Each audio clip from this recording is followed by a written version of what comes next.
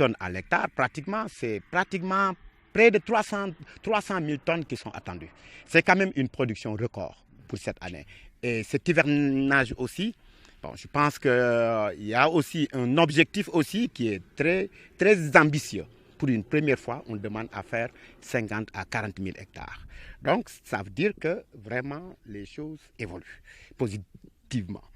Bon, mais on a des difficultés quand même sur la fixation du prix du riz. Depuis 3 ans, chaque année, chaque campagne, on se retrouve à Ndiaye pour échanger sur la fixation du prix du riz. Mais on a des difficultés. Et cette année, vraiment, on a pris vraiment la précaution, on a fait des efforts vraiment pour confier une étude au Centre de gestion et d'économie rurale de la vallée, qui est un organisme autonome, qui a étudié un compte d'exploitation pour les producteurs, mais aussi pour les riziers et même pour les commerçants. C'était pour avoir vraiment un avis indépendant. Mais on a vu que les comptes d'exploitation qu'on a eus, vraiment, donne une marge très faible aux producteurs, qui ne permet pas une vie acceptable pour le producteur. Pour une marge de 60 et quelques mille par hectare, vraiment ça pose un problème pour le producteur pour joindre les deux bouts de fin de campagne. Ça pose un problème. Ce qui fait que les producteurs, ils disent qu'ils ne peuvent pas vendre le riz à 130 francs. Ils ne peuvent pas le vendre à 130 francs. Ils veulent vendre le riz à 150 francs le kilo. Donc, et ça, je trouve que c'est quand même légitime. Parce qu'au niveau sous-régional, la Mauritanie, qui est là à côté, vend son riz à 180 francs le kilo. Au Bénin, c'est 160 francs le kilo. En Côte d'Ivoire, 150-160 francs le kilo. Mali, c'est plus de 150 francs. Donc, il n'y a qu'au Sénégal qu'on vend à 130 francs le kilo. Ça veut dire que c'est possible de faire comme les autres au niveau de la sous-région. Donc, c'est pourquoi nous demandons au gouvernement d'intervenir sur le prix du riz pour qu'on puisse avoir un prix incitatif. Et aujourd'hui, on a fait 3 propositions au gouvernement.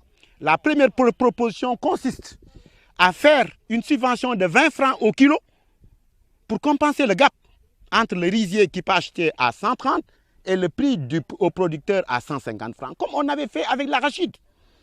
La seconde proposition, c'est quoi? C'est une réduction des charges jusqu'à hauteur de 20 francs le kilo. Et ça, je pense que c'est important parce que depuis plusieurs années, le président de la République a donné instruction à la Sénélec pour une suppression de la prime fixe hors exploitation, un allègement mais de la prime fixe et la mise en place d'un tarif agricole. Mais jusqu'à présent, rien n'a été fait. Donc ça veut dire qu'il y a des possibilités dans ce domaine-là. Il y a le paiement de la TVA, alors que nous ne récupérons pas la TVA. Donc à ce niveau, il y a des possibilités à faire. La troisième proposition, c'est quoi? C'est vraiment d'appliquer la réalité des prix. Comme on a fait dans les autres pays qui nous entourent. 150 francs le kilo du paddy. Et ajouter les charges de la rizerie pour la transformation, et ça marche, mais aussi les commerçants. Et ensuite, ça va être, pour avoir un prix compétitif, il faudrait qu'on mette en place une taxe pour vraiment protéger le riz par rapport au riz importé, pour protéger le riz local. Donc ça, vraiment, c'est ces 3 propositions-là qu'on a faites au gouvernement. Non, les deux, nous, on préfère même la seconde proposition qui consiste à réduire les charges parce que ça ne va pas impacter sur le consommateur. Parce que nous, on se soucie aussi du consommateur.